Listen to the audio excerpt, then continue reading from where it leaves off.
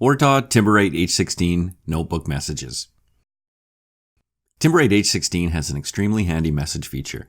It gives operators and technicians the ability to leave a message on the PC that will be displayed the next time the automation system is started. To leave a message, navigate to the main menu by pressing the yellow down arrow at the top left of the screen. Then to the Communications menu, Notebook menu, and then Messages. Once the Messages menu is open, you can then type in the message you want to leave for the next person who starts the PC. Once you've finished typing your message, press Save. The message will now be saved and you can go back to the run screen by pressing the blue arrow.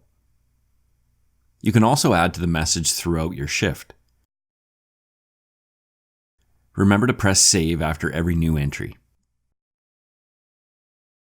Now when the system is shut down, the next time the PC is started, the first thing that is displayed when TimberRite opens is the message that was last saved.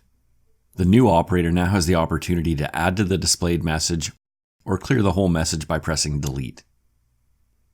By pressing Delete, it will clear all further messages from popping up when the system is started again.